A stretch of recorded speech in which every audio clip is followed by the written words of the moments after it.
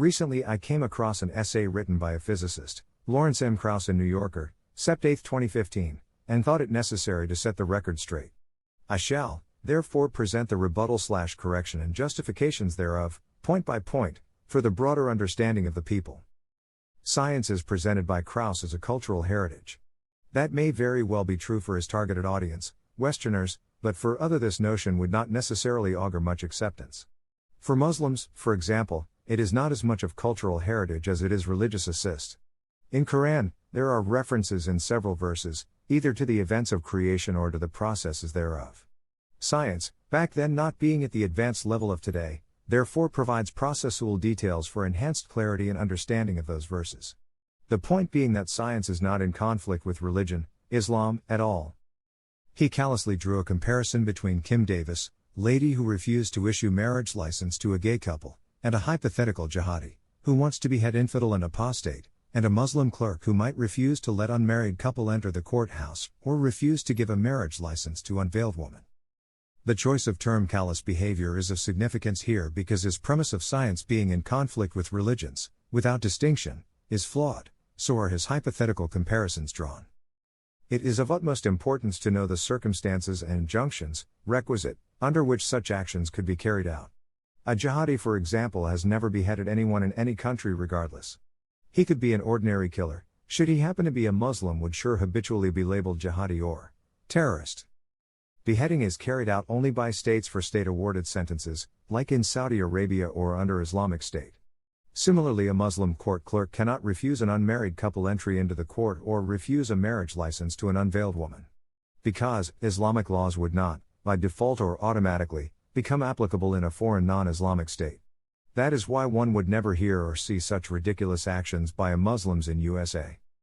All states, whether modern secular or theological states such as Saudi Arabia or even Afghanistan do, legislate and enact laws against certain unsavory, detestable, corrupt actions and not ideas, for simple reason, that ideas could be concealed for indefinite period of time while actions may not. No idea or belief should be illegal. Conversely, no idea should be so sacred that it legally justifies actions that would otherwise be illegal. Mr. Krauss in this sentence most probably, obliquely and discreetly, is trying to disregard or discard the religious sacrilege while protecting the controversial idea of LGBT. Surprisingly, at one hand he is championing for the militated talks about the, incorrectly perceived, conflicting postures of religions and science, while on the other, he is being ambiguous and discreet about, correctly perceived, conflicting postures of religions and LGBT. Is he not sacralizing the atheistic militancy here? Per his assertion, in science the word sacred may be classed as profane for making a certain point, but knowledge, when looked at in totality, is sacred anyway. No ideas, religious or otherwise, get a free pass. The notion that some idea or concept is beyond question or attack is anathema to the entire scientific undertaking. This commitment to open questioning is deeply tied to the fact that science is an atheistic enterprise. Because science holds that no idea is sacred, it's inevitable that it draws people away from religion. Here he is pasting his opinion to science's face, without any substantiation or logical reasoning. According to Mr. Krauss, Rand Paul is standing by Kim Davis's belief. Would it, therefore, be wrong to infer that Mr. Krauss, per his assertion above, is standing with LGBTs and hence sexual relations, may be established on the same footing, disregarding the religiously established sanctimonious relationships, such as mother, sister and daughter, etc.? The more we learn about the workings of the universe, the more purposeless it seems. Would it not be, to anyone's amazement, that, if gaining more knowledge of the working of the universe is mere delving into more purposelessness, then, why the heck world is still wasting its time and resources on such an absurdity?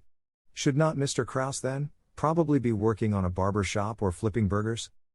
Even so, to avoid offense, they sometimes misleadingly imply that today's discoveries exist in easy harmony with pre-existing religious doctrines, or remain silent rather than pointing out contradictions between science and religious doctrine. When they do so, they are being condescending at best and hypocritical at worst. Whenever scientific claims are presented as unquestionable, they undermine science. Similarly, when religious actions or claims about sanctity can be made with impunity in our society, we undermine the very basis of modern secular democracy. 500 years of science have liberated humanity from the shackles of enforced ignorance. We should celebrate this openly and enthusiastically, regardless of whom it may offend. If that is what causes someone to be called a militant atheist, then no scientist should be ashamed of the label. These passages simply reflect on Mr. Krauss's cursory knowledge of the scriptures. That is exactly the hallmark of religiphobe avowed atheist. Mr. Krauss has condemned tolerance of religious sensibilities while suggesting all laws and ideas should be treated at par. Is it not hypocrisy? He also took the controversial cases of abortion and LGBTs out of the religious ambit, declaring them to be purely social issues. Mr. Krauss here is victim of same fallacy which a religious scholar often also is. He thinks that being religious scholar has given him the control of the entire universe and can do and decide on any and all matters with impunity. Islam does allow intellectual and meaningful debate and discussion on almost all matters but without an element of denigration and disrespect. Mr. Krauss, it is understood that science is a creation and evolutionary whereas religious scriptures represent finality, regardless of acceptance or rejection by some. Observation in quantum physics causes fixity of location, and even change of course, which not only assigns such observed particles a distinction of status as compared to others but also alludes to the existence of an intelligent being, hence science is divine and not secular/atheistic. So is the case with religious scriptural words, laws, evoking acceptance and reverence due to their fixity/finality. The moment concept of creation is accepted, everything becomes ordained/divine, non-secular. Hence, the universe in its nature, including science, contrary to your characterization, is divine.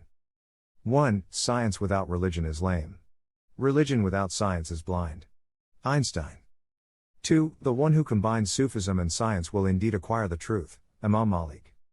3. I think men of science as well as other men need to learn from Christ, and I think Christians whose minds are scientific are bound to study science that their view of glory of God may be as extensive as their being is capable of. James Clerk Maxwell.